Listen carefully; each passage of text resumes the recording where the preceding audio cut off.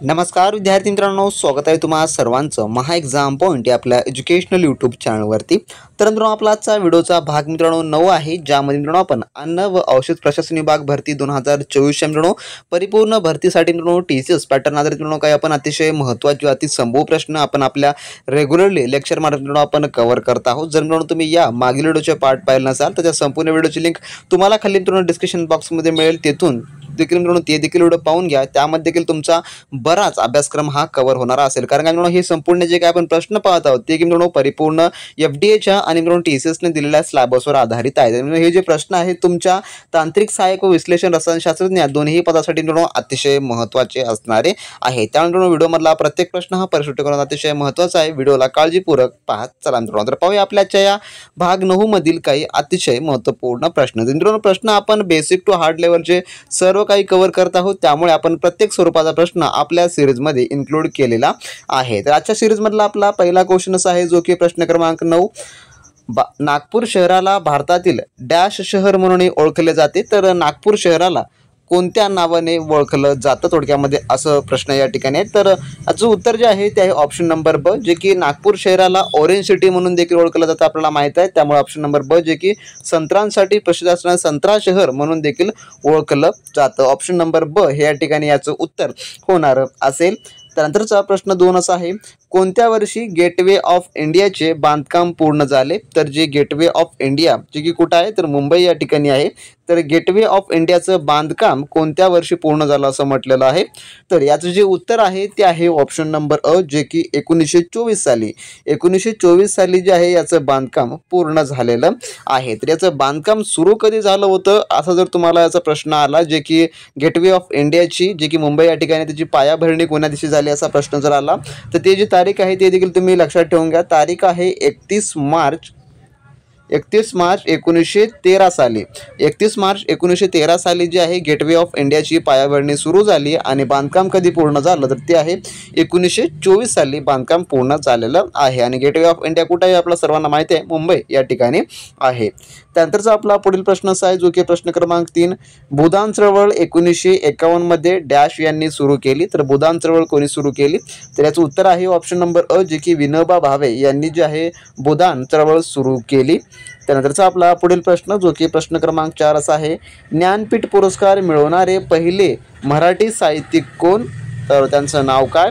तर याचं उत्तर जे आहे ते आहे ऑप्शन नंबर ब, जे की वि.स. खांडेकर म्हणजेच की विष्णू सखाराम खांडेकर यांना जे आहे पहिले मराठी साहित्यिक म्हणून जे आहे त्यांना ज्ञानपीठ पुरस्कार मिळालेला आहे। ऑप्शन नंबर ब हे या ठिकाणी त्याचं उत्तर होणार असेल। तर मित्रांनो आपल्याला जेवढे काही मराठी साहित्यिक आहेत त्यांची शॉर्ट फॉर्म्स, फुल फॉर्म, त्याला निकनेम, त्यांना कोणत्या नावाने ओळखलं जातं हे आपल्याला माहिती असणं गरजेचं आहे, कारण का आपल्याला त्यावर आधारित 100% फिक्स परीक्षेमध्ये प्रश्न येतात म्हणजे येणारच मित्रांनो। तर वि.स. खांडेकर म्हणजेच काय तर विष्णू सखाराम खांडेकर यांना जो आहे ज्ञानपीठ पुरस्कार मिळवणारे पहिले मराठी साहित्यिक आहे, त्यांना मिळालेला आहे। त्यानंतरचा प्रश्न क्रमांक 5 आपला पुढील असा आहे, भारतरत्न पुरस्कार प्राप्त करणारे महाराष्ट्रातील पहिले व्यक्ती कोण होते? तर भारतरत्न पुरस्कार जे की मिळवणारे महाराष्ट्रातील पहिले व्यक्ती या ठिकाणी म्हटलेलं आहे महाराष्ट्रातील। तर याचं जे उत्तर आहे ते आहे मित्रांनो ऑप्शन नंबर जे की ब, धोंडो केशव कर्वे यांना जे आहे जे की महाराष्ट्रातील पहिले व्यक्ती आहेत हे यांना भारतरत्न पुरस्कार मिळालेला आहे। तर कधी मिळालेला आहे तर यांना 1958 साली मिळालेला आहे। 1958 साली यांना भारतरत्न पुरस्कार मिळालेला आहे। तर यांना कोणत्या क्षेत्रामध्ये जर असा देखील प्रश्न विचारला झाला डीपली तर ते आहे समाजसेवा।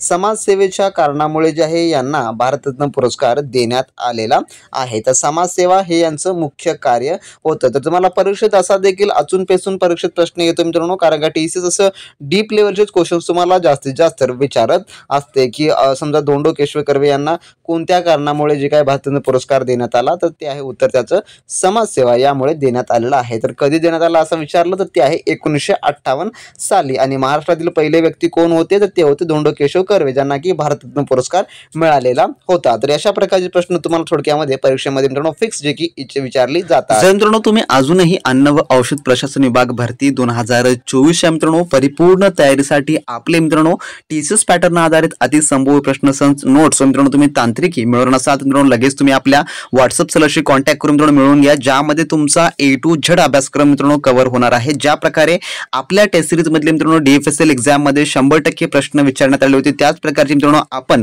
FDA साठी देखील मित्रांनो एकदम उत्तम व चांगल्या श्रेणीचं मित्रांनो तुमच्यासाठी स्टडी मटेरियल घेऊन आलेला आहे मित्रांनो। तर तुम्ही याचा अभ्यास केला तर मित्रांनो तुम्हाला कोणतेही एक्सपेन्सिव्ह कोर्सेस लावण्याची गरज नाही मित्रांनो, किंवा तुम्हाला कोणतेही मार्केटमधलं बुक्स खरेदी करण्याची मित्रांनो अजिबात गरज पडणारी नाही। यामध्ये मित्रांनो तुमचा आपण A to Z अभ्यासक्रम कव्हर केला आहे, ज्यामध्ये मराठी व्याकरण, इंग्लिश ग्रामर, सामान्य ज्ञान, बौद्धिक चाचणी व त्यासोबतच तुमच्या पदानुसार मित्रांनो तांत्रिकी देखील आपण त्यामध्ये कव्हर केलेला आहे। जर मित्रांनो तुम्ही फक्त याचाच जरी अभ्यास केला मित्रांनो 100% तुम्ही याची मित्रांनो पदभरती जी आहे मित्रांनो तुम्ही होऊ शकता। आणि त्यासोबत मित्रांनो या ठिकाणी तुम्ही पाहू शकता की FDA चा आपण जे काही प्रिव्हियस इयर क्वेश्चन पेपर आहे ते देखील यामध्ये आपण इन्क्लूड केलेला आहे। FDA चा जो मित्रांनो अभ्यासक्रम आहे अन्न व औषध प्रशासनाचा तो देखील आपण यामध्ये इन्क्लूड केला आहे। त्यासोबत TCS चे जे काही अतिसंभव प्रश्न संच आहे त्याचा देखील आपण यामध्ये नमूद केलेला आहे। महत्त्वाच्या चालू घडामोडी देखील यामध्ये आपण इन्क्लूड केलेल्या आहेत।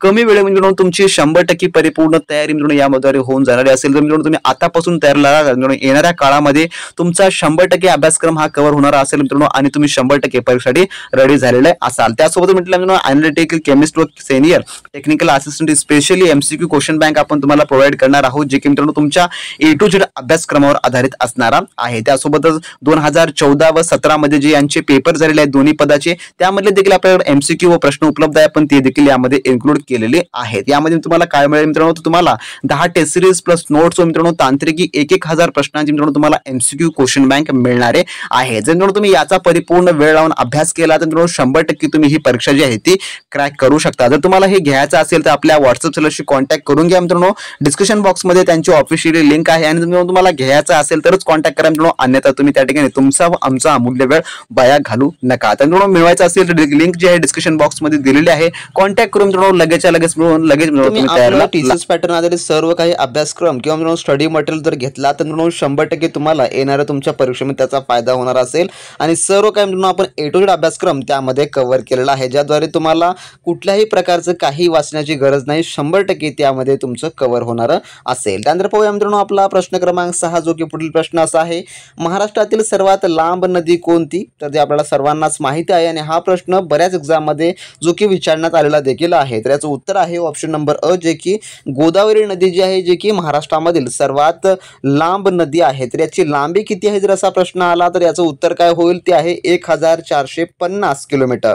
1450 किलोमीटर एवढी जी आहे गोदावरी नदीची लांबी आहे आणि महाराष्ट्रातील सर्वात लांब नदी आहे। या नदीचा उगम जो आहे जे की नाशिक जवळील त्र्यंबकेश्वर या ठिकाणी याचा उगम होतो। आपल्याला उगमस्थान, त्या नदीची लांबी आणि ती नदी कोणकोणत्या राज्यातून वाहते या देखील आपल्याला बेसिकली माहिती असणं आवश्यक आहे, कारण का TCSच्या आतापर्यंतच्या एक्झाम्समध्ये गोदावरी नदीवर भरपूर सारे प्रश्न विचारण्यात आलेले होते, कारण का गोदावरी नदी ही महाराष्ट्रातील आहे पण भारतामधील ही खूप मोठी नदी आहे, त्यामुळे यावर वारंवार परीक्षेमध्ये तुम्हाला प्रश्न विचारले जातात। त्यामुळे नद्यांची देखील आपल्याला त्यासोबत उपनद्या कोणकोणत्या असतात याची देखील माहिती असणं आवश्यक आहे। तर आपल्या आपण ईबुक मध्ये सर्व काही आपण डिटेलमध्ये कव्हर केलेलं आहे, त्यामुळे तुम्ही आपली ईबुक जर घेऊन त्याचा चांगला अभ्यास केलात तर 100% तुम्हाला चांगले गुण येणारच असतील। त्यानंतर पुढील प्रश्न जो प्रश्न क्रमांक 7 असा आहे, खालीलपैकी कोणास महात्मा गांधीचे राजकीय गुरु म्हणून ओळखले जाते? महात्मा गांधीचे राजकीय गुरु, तर याचं उत्तर जे आहे ते आहे ऑप्शन नंबर ब, जे की गोपाळ कृष्ण गोखले यांना जे आहे ते म्हटलं जातं। त्यानंतरचा पुढील प्रश्न असा आहे जो की प्रश्न क्रमांक 8, जेव्हा पानिपतची तिसरी लढाई मराठा आणि अफगाण सैन्यात झाली तर केव्हा झाली पानिपतची तिसरी लढाई? तर याचं जे उत्तर आहे ते आहे ऑप्शन नंबर क, जे की 1761 साली मराठा आणि अफगाण यांच्यामध्ये जे आहे थोडक्यामध्ये पानिपतची तिसरी लढाई झाली। त्यानंतरचा 9वा प्रश्न आपला, कोणत्या वर्षी मुंबई शहराचे अधिकृतपणे मुंबई असे नामांकन करण्यात आले?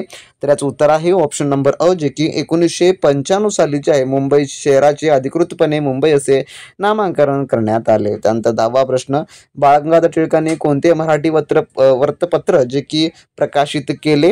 तर याचं उत्तर जे आहे ते आहे ऑप्शन नंबर अ, जे की केसरी हे जे वृत्तपत्र आहे जे की बाळ गंगाधर टिळकांनी जे की प्रकाशित केले। तर परीक्षेत तुम्हाला असा देखील प्रश्न येऊ शकतो की कधी सुरू केले किंवा कधी प्रकाशित केले? तर याचं उत्तर काय होणार असेल ते आहे 4 जानेवारी 1881 साली।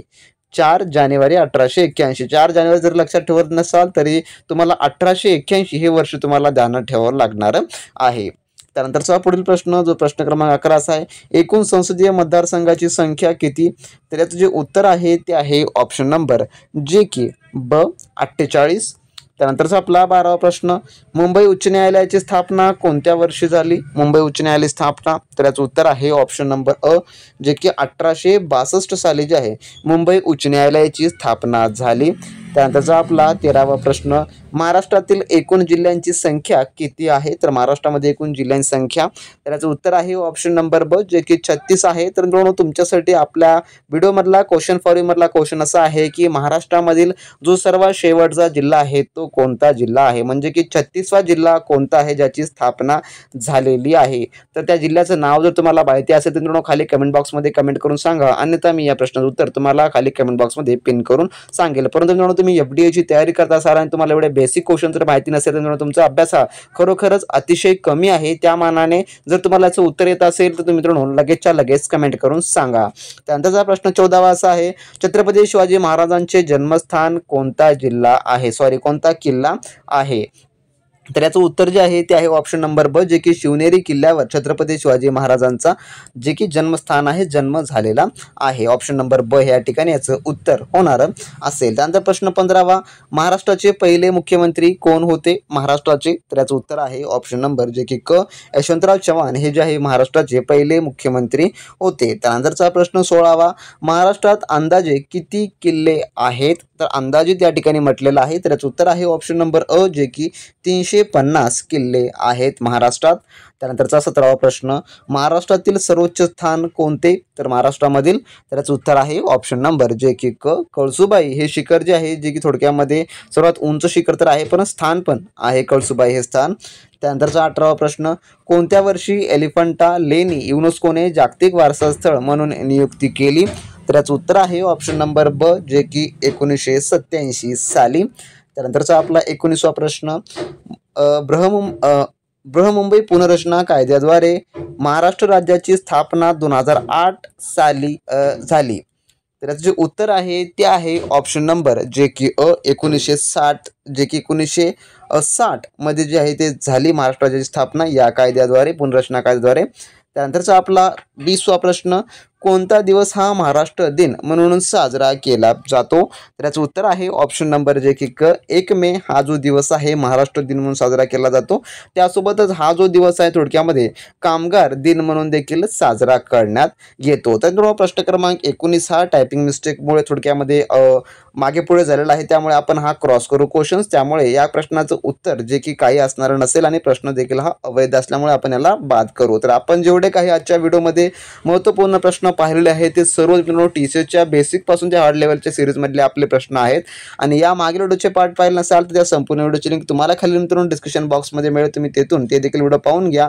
आणि ज्या कोणी आपल्या विद्यार्थी मित्रांना जे काही FDAचा परिपूर्ण सिलेबस हवा असेल त्यांनी आपल्या व्हॉट्सअप सेलरशी कॉन्टॅक्ट करून मित्रांनो सर्व काय मिळवून घ्या. डिस्क्रिप्शन बॉक्समध्ये त्यांची ऑफिशियली लिंक देण्यात आली आहे. मित्रांनो त्यामध्ये आपण सर्वच काही टेक्निकल, नॉन टेक्निकल हे दोन्ही अभ्यासक्रम इन्क्लूड केलेला आहे, ज्यामध्ये तुमचं केमिस्ट्री, बायोलॉजी, इन्स्ट्रुमेंटल केमिस्ट्री आणि मित्रांनो तुमचं अनालिटिकल केमिस्ट्री हे सर्व टॉपिक A to Z 100% तयारी होणार असेल. ज्या विद्यार्थ्यांना मिळवायचं असेल त्यांनी आपल्या व्हॉट्सअपशी नक्की कॉन्टॅक्ट करा.